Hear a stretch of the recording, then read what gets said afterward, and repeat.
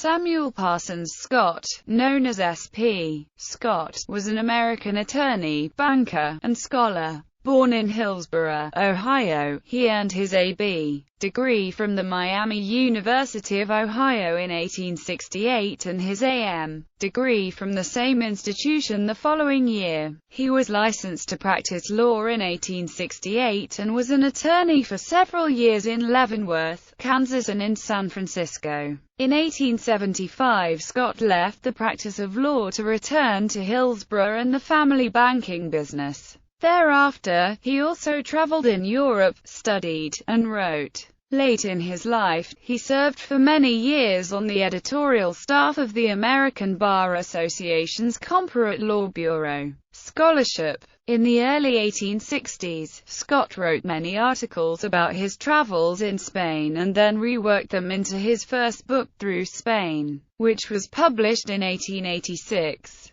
Scott demonstrated his growing interest in the history and culture of Europe during the Middle Ages and late antiquity in his work of popular scholarship, The History of the Moorish Empire in Europe, which remains in print. He followed that in 1910 with his translation of early medieval Spanish law, the Visigothic Code. The remainder of Scott's scholarship was not published until after his death in 1929. In 1931 the American Bar Association published his Las Siete Partidis, an English translation of the law code ordered by Alfonso X of Castile, which also is still in print. And in 1932 Scott's executors published his The Civil Law, the first English translation of the entire Corpus Juris Civilis. Unfortunately, Scott did not base his translation of the Corpus Juris Civilis on the best available Latin versions, and his work was severely criticized. The noted English legal historian W. W. Buckland wrote that Scott had at his disposal an adequate Latinity and has produced a version written in an English which can be read with pleasure, but much more than that was needed, and the work cannot be said to satisfy these further requirements. Buckland went on to say of some errors he noted,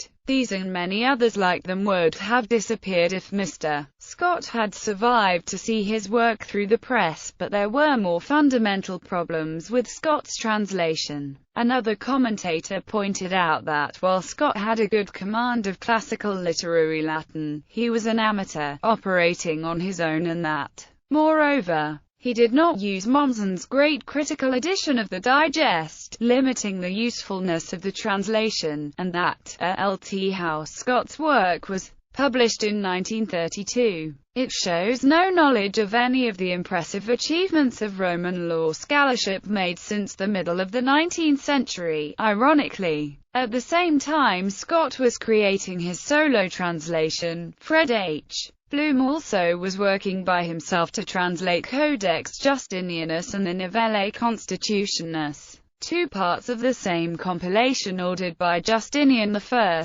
Eastern Roman Emperor. Death legacy. Late in life, Scott became reclusive, probably due to the controversy surrounding the voluntary liquidation of his bank and a desire to spend more time writing. When he died of pneumonia in 1929, at age 83, he left his 8,000-volume library and most of his large estate to the Jefferson Medical College to endow a library. This is now the Scott Memorial Library at Thomas Jefferson University. Despite the negative critical reception for some of his writings, on the whole they amount to an impressive achievement. Las Siete Partidis, in particular, has stood up well to the test of time.